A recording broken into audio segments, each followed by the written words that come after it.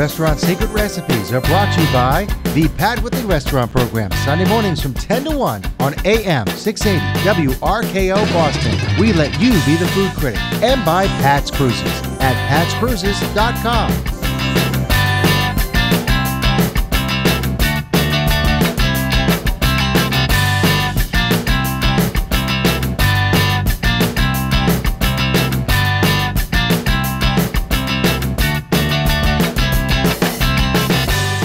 I'm Chef Ron Boucher, owner of Chez Boucher Cooking School here in Hampton, New Hampshire, right on the seacoast. Today we're going to be preparing one of my favorite dishes. It's called a citrus pan-roasted salmon. And what we have is a combination of orange zest and lemon zest and lime zest. And that's mixed with parsley and a little bit of flake red pepper and salt. And what we do is put it on right on top of the salmon fillet and let it rub right on there, like kind of like a crust, like that, right? And as you can see, it's soaking in a liquid. And this is a combination of the juice from the zested fruit. You can notice that it's really red, and that's because we used a blood orange today, which was really interesting. It was my surprise, actually. I didn't know it was a blood orange until I cut into it. But what we're going to do is let that juice kind of marinate the fish, right? So we have that with a little bit of olive oil. And don't forget that the salt and pepper for this, normally it would go in the marinade, but it's in the citrus rub. So you don't really need to season the marinade. Just let the salmon soak in there and kind of soak up that citric goodness, you know, and really flavor the full fillet. The secret to this dish is really the cooking method. And I just wanted to talk to you briefly about that while we're heating up the pan. We have a nice cast iron skillet. We like to cook in cast iron because it's indestructible. It can go from the stovetop right to the oven. I just got to remember not to touch the handle out of the oven. It's going to be hot too.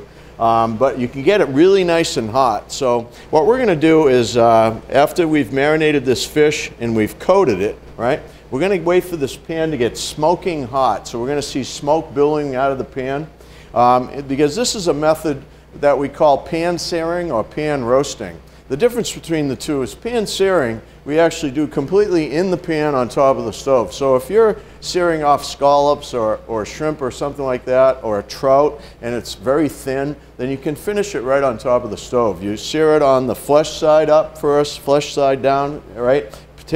Take that, put it down, and then flip it over. The reason for that is so that you're handling the fish the least amount. You don't want to flip-flop it, flip-flop it, flip-flop it, because it's going to be tender, you know, fish is tender and it tends to fall apart. So you have to be real careful about that. So we're going to wait for this to get smoking hot. We're going to put our fish in flesh side down, sear it off on that side. As soon as we flip it over, because it is a relatively thick piece of fish, it's about an inch thick, then we're going to take the whole pan and we're going to move it to the oven. I usually like to cook my fish at about 300 degrees or less. Because low and slow is good with fish. Fish is naturally not overly fatty and tends to dry out if you overcook it. So the only crime in cooking fish is if you overcook it, you know.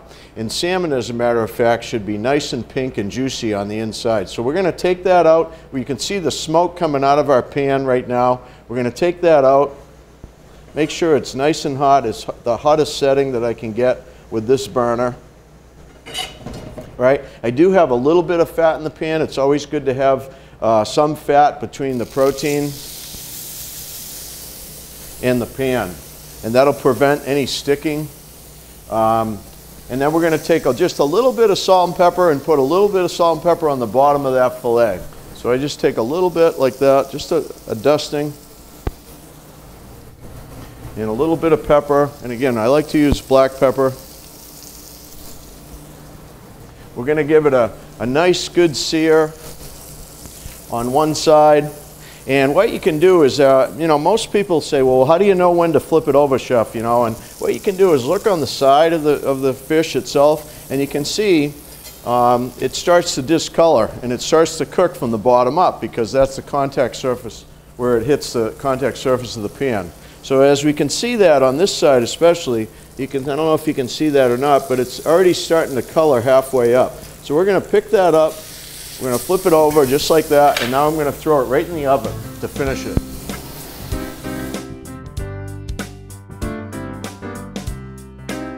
Okay, while our fish is in the oven and finishing roasting, right, we're going to put our relish together. This is a 3-part component plate. We have a little bit of fennel, red onion, orange potato salad here, which I've made ahead, which we're going to use as a base for the dish. So this is a warm salad. We call it a warm salad. You could heat the potato salad. I'm going to choose not to. It's kind of more like at room temperature, which is fine. But the salmon's going to come hot out of the oven and be put on as a topper. And then on top of the salmon, we're actually going to put this really nice cucumber relish, right? And a relish, I always think of a relish as being uncooked and a chutney as being cooked. So what I've done is I've run this is cucumber, if you believe it or not. It looks like spaghetti, but it's actually cucumber that I ran on a mandolin, a very fine julienne blade. And then I put it in a colander with salt and let it soak for about 15 to 20 minutes and then wash it off, give it a really good rinse to get rid of that salt. But the salt does two things. Not only does it flavor the cucumber, but it extracts bitterness, and it also softens the cucumber. It starts to cook it if you leave it in there like that. And then we rinse it off and it's good to go. I also have the other parts of my relish, which is just whipped heavy cream right here, as you can see.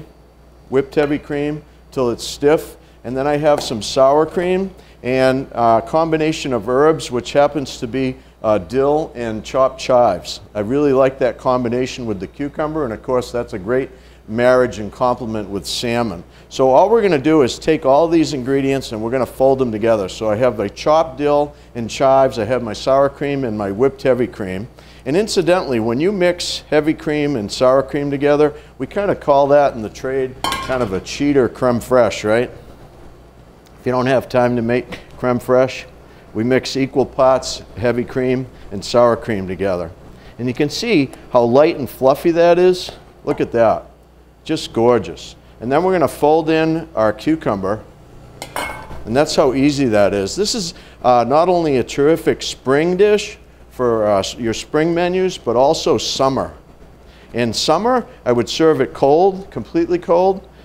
Even the salmon could be served cold. In winter, you might want to heat it up. That's all. And here we have that, the really nice kind of stringy, silky, delicate cucumber relish. It's just oozing kind of spring and fresh flavor. And then we have our potato salad, which is good year-round. You can do potato salad in the summer or the winter. Obviously in the summer it's cold. We're going to put that on a bed of Boston lettuce. Boston lettuce is also known as Bibb lettuce, right? So we're just going to put a nice mound of that on our plate, and to complement the dish, I have a slice of orange, lemon, and lime, which speaks to the marinade, that the flavoring profile of the dish. I always say that a garnish should tell a story. So by putting the 3 different decorative pieces of the lemon, lime, and orange on here, it tells the person who's about to eat it that, oh wow, these are the types of flavors that I'm going to be experiencing. So I put a nice portion, get some height going there with that potato salad on this plate like that. And then we're going to check our fish. So I'm going to go in and retrieve that. And gosh, that looks good. Look at that. Just absolutely beautiful. A gorgeous piece of fish. If you want to, fish breaks apart. You can actually just peek into it like that, and you can see that nice delicate pink, right? And if you said, geez, you know, it needs to cook a little bit longer for my taste, then you put it back in for a minute or two. You know, I would eat it just like that. So I'm going to put it right on top of this salad, right? Just like that. Look at that. And then we're going to finish by putting a little bit of a relish topper, our cucumber relish, kind of drizzle it down the side of the dish like that. And oh my goodness. Wow. We call a dish like this kind of like creating the wow factor. And I'm going to grab a spoon or a fork. I put a tiny bit too much. And what we can do is just kind of let it drizzle down the side like that. I think that really speaks to the dish and the freshness of the dish and the quality of the dish. And who wouldn't want to eat that? It's just so refreshing and so inviting. So welcome to spring.